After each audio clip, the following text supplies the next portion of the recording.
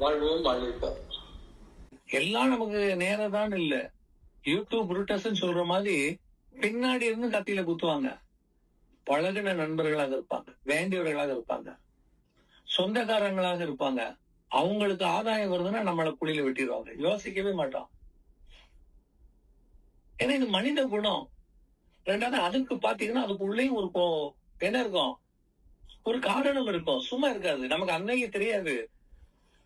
அது யாருன்னு பாத்தீங்கன்னா பூர்வ ஜென்மங்கள்ல முன்னாடி ஜென்மால அவனுக்கு நமக்கு இருக்கக்கூடிய கொடுக்கல் வாங்கல் சிக்கல் இருக்கும். அது இப்ப கணக்கு தீரும்.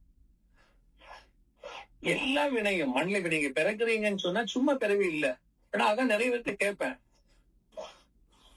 இவங்க என்ன பண்ணாங்க, இந்த பிறவியை சொல்லுகிற பொழுது ரொம்ப கஷ்டப்படுறேன், நானும் எவ்வளவோ சம்பாதிக்கிறேன், உண்மையா தான் இருக்கிறேன். உண்மையா இருந்தா மட்டும் காசு சேர்ந்துருமா?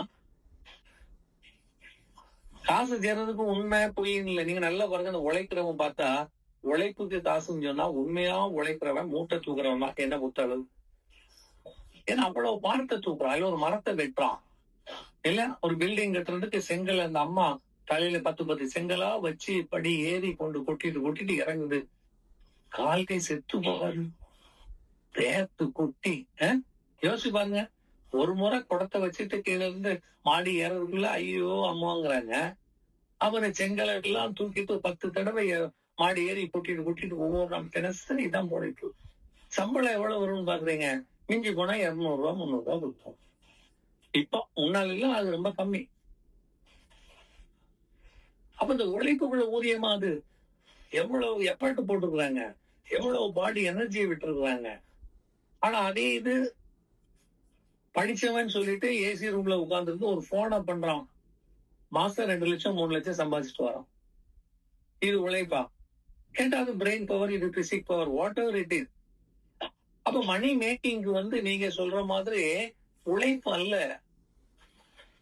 நல்ல உழைக்கிறவங்களாம் இருக்கான், ஒரு சொந்த வீடு வாங்கவே முடியாம போயிருந்தான், மாக்குன்னு சம்பாதிக்கிறான். அப்ப உங்களுக்கு அமையணும் இருந்தாதான் அமையும், இல்லைன்னா வராது. அப்பா நிறைய சம்பாதிச்சு கொண்டிருப்பாரு, கணக்கு இல்லாம வீடுகள் இருக்கும், இவன் அனுபவிக்க முடியாது. எனக்கு தெரிஞ்ச ஒருவர் பாத்தீங்கன்னா திருநெல்வேலியில இருந்தவர் நார்வேல் வரார், ஒரு ரூம் எடுத்து தங்கணும்னு சொல்லிட்டு போய் ஒரு வீட்டுல போய் மீன் கூடத்துல இவருக்கு அந்த ரூம் கொடுங்க தங்கி படிக்க போறாரு. சரின்னு சொல்லிட்டு அந்த வீட்டு பெரியவரும் சரின்ட்டார். அதுக்கப்புறம் என்கிட்ட கேட்டார், எப்படி இவருக்கு தெரியும் என்ன ஏதுன்ட்டு. நான் எனக்கு கல்லூரியில் இருக்கக்கூடிய ஒரு நண்பன் ஃப்ரெண்டா தெரியும். அவர் அவனை பத்தி விசாரிக்கிறார். பார்த்தா இந்த வீட்டுல அவர் இருக்கார் இல்லையா, இந்த வீடு அவங்க தாத்தா குழு.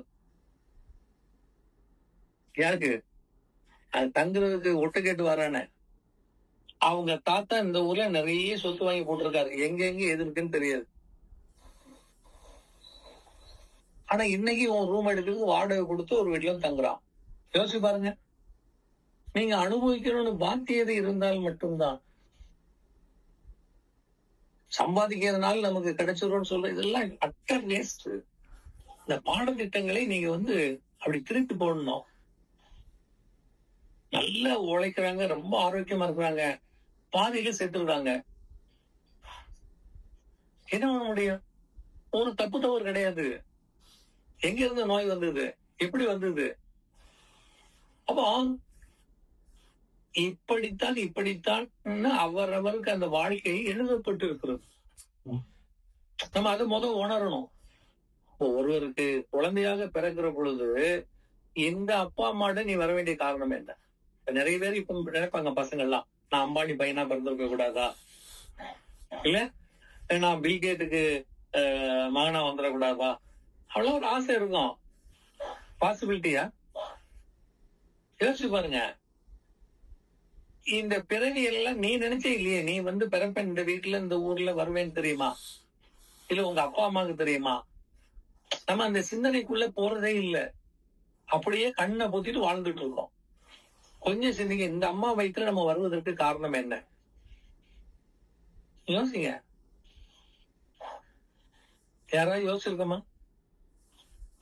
இப்படி கேட்டது 4 சாக்கு சாத்தி என்ன பண்ணிடுவாங்க, மூளை குழம்பிட்டாருன்னு இல்லையா? இல்ல, எல்லா விஷயத்துக்கும் காரண காரியங்கள் இருக்கிறது. பிறவிக்கு பாத்தீங்கன்னா இந்த தாய்கிட்ட தான் பிறக்கணும், இந்த அப்பா தான் நமக்கு, இந்த ஊர்ல தான் இவ்வளவு நாள் தான் வாழணும். நான் அதுக்கு ரொம்ப எளிமையாக சொல்வேன், நீங்க எல்லாத்தையும் விட்டுருங்க. சிம்பிளஸ்ட் லெசன் ரொம்ப எளிமையா நீங்க புரிஞ்சுக்கலாம்னா, ஒரு வீட்டுல 4 அக்கா தங்கச்சி இருக்காங்கன்னா 4 பேர் லைஃப்பும் ஒரே மாதிரி இருக்காது. இல்ல, பாத்தீங்கன்னா அக்கா நல்லா படிச்சிருப்பா, தங்கச்சி படிச்சிருக்க மாட்டா. அவளுக்கு மேத்ஸ் ஓடும், இவளுக்கு மேத்ஸே ஓடாது. ஒருத்தி நல்ல இங்கிலீஷ்ல பேசுவா, இவளுக்கு இங்கிலீஷே ஏறாது. அவளுக்கு நல்ல கருப்பு பிடிக்கும் கலர், இவளுக்கு ரெட்டு தான் பிடிக்கும். ஒருத்திக்கு ஒயிட் பிடிக்கும். ஆளாளுக்கு ஒவ்வொரு குணம்.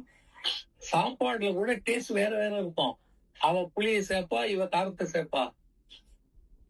ஒரே அம்மா அப்பா பிறந்த வீடு தானே, பிள்ளைங்க தானே, ஒரே வீட்டுல தானே வாழுது. குணம் ஏன் மாறிச்சுது? அப்பா அம்மாவை சொல்லி கொடுத்தாங்க, படிக்க வைக்கிறாங்க, ஒரே ஸ்கூல்ல தான் படிக்க வைக்கிறாங்க. அதுக்கு படிப்பு ஏறுது, இதுக்கு ஏறல. ஜீன்ஸ்ல சொன்னா ஒரே அப்பா அம்மா ஜீன்ஸ் தானே, எங்க மாறிச்சுது? இல்லையா?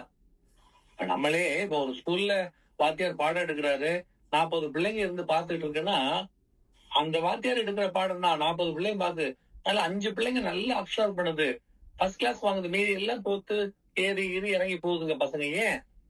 ஒரே வாத்தியார், ஒரே லெசன், ஒரே கிளாஸ்ல தான். அதை நீங்க வாங்கி உங்களுடைய திறமை இல்லையா, உங்களால புரிய முடியுது, அவனுக்கு புரிய முடியல. எல்லாருக்கும் ஒரே பென்சில் நோட் தான், ஆனா ஹேண்ட் ரைட்டிங் பாத்தீங்கன்னா ஆளாளுக்கு டிஃபர் ஆயிருது. இந்த ஒரு பொண்ணு எழுதுனா முட்டை முட்டையா எழுதுது, ஒரு பொண்ணு எழுதுனா நல்ல அழகா வடிவா எழுதுது. யார் சொல்லி கொடுத்தா? அம்மா நல்லதான் சொல்லி கொடுக்குறாங்க. இந்த பிள்ளைக்கு எழுத்தே வராது. சில பிள்ளைங்க பாத்தீங்கன்னா எதாவது கேனாலும் எழுதும். வீட்லயே அப்பா அம்மா எல்லாரும் வளர்ந்து தான் எழுதுவாங்க. ஹேபிச்சுவல் ஆக்ஷன்ங்கிற மாதிரி அந்த விரல்ல அந்த பென்சிலை பிடிக்கக்கூடிய இதை பாத்தீங்கன்னா சாதாரணமா இந்த 2ல பிடிக்கணும். அது நடுவிரலையும் இந்த விரலையும் வச்சு எழுதக்கூடிய பிள்ளைங்க இருக்கும் இல்லையா? இந்த டிஃபரன்ஸ் எங்க வருது? கத்துக் கொடுக்கப்பட்டது அல்ல. இதுதான் திருவள்ளுவர் சொன்னார், நுண்ணிய நூல்வல கற்பினும் மற்றும் தன் உண்மை அறிவை மிகும். நீ என்ன படிச்சாலும் சரிதான், என்ன கேட்டாலும் சரிதான், உன்னுடைய வாழ்க்கை அமைப்பு உனக்கு என்ன வருதுன்னா உன் உள்ள இருக்குல்ல அதுதான் வருது தம்பி. உண்மை அறிவை மற்றும் தன் உண்மை அறிவு, உங்ககிட்ட இருக்கக்கூடிய உண்மை அதுதான் வெளிப்படும். அது எந்த உண்மை? அதுதான் நமக்கு தெரியும்.